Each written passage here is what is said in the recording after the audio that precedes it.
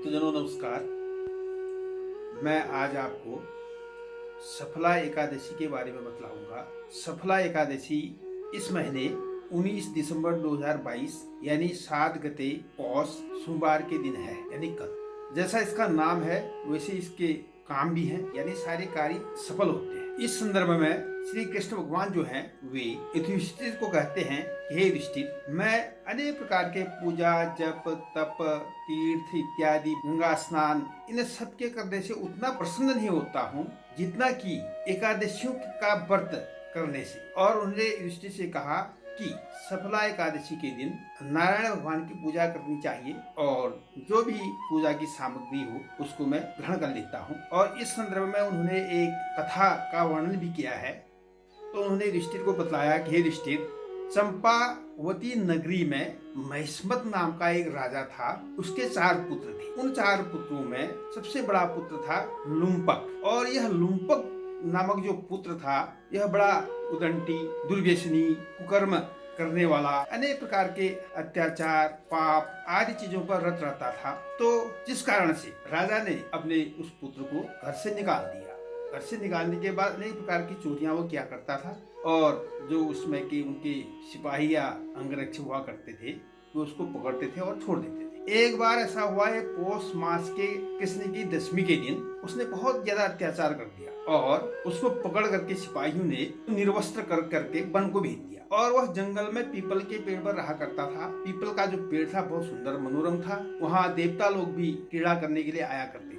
तो जब वो बन गया, वन को उसको भेज दिया, उसके बाद पुनः वह पीपल के पेड़ पर आया और उसको गठिया नामक रोग हो गया और सारा शरीर उसका कमजोर पड़ गया। अंत में जब आदमी बहुत कष्ट में हो तो ईश्वर की शरण में जाता है। तो इसने ईश्वर से प्रार्थना की कि प्रभु, मुझे जो कुछ भी मिलता है मैं उसका भोग तुम्हें लगाता हूँ और मैं कुछ खाए अन्न जल का त्याग कर करके अपना देह का अंत करता हूँ, क्योंकि यह कष्ट मेरे लिए बहुत दुखदाई है। तो इतने में जो है उसने पेड़ों से गिरे हुए फल इकट्ठे किए और नारायण को भोग लगाया और अपना वह अनशन में यानी भगवान के ध्यान में बैठ गया। तो रात भर वह जागता रहा और प्रभु से कहने लगा कि तुम इसका भोग लगाओ और मैं अब कुछ नहीं खाऊंगा, अपने शरीर का त्याग करूंगा। तो इससे नारायण भगवान प्रसन्न हो गए और आकाश से एक सुंदर श्वेत अश्व आया और आकाशवाणी भी हुई कि हे लुम्पक, एक राजपुत्र, तुम इस घोड़े में बैठो और राजा के पास जाओ, अपने पिता के पास जाओ।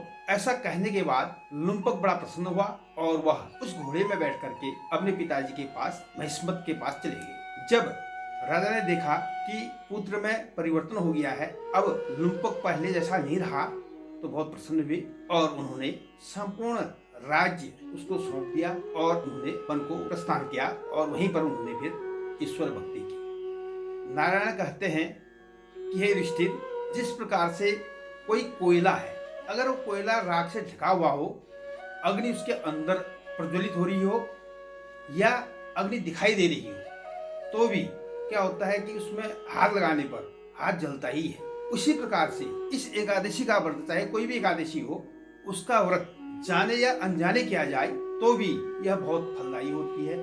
क्योंकि यहाँ पर लुम्पक ने अनजाने यह व्रत किया था और क्योंकि जिस दिन उसने व्रत किया था उस दिन यही सफला एकादशी थी।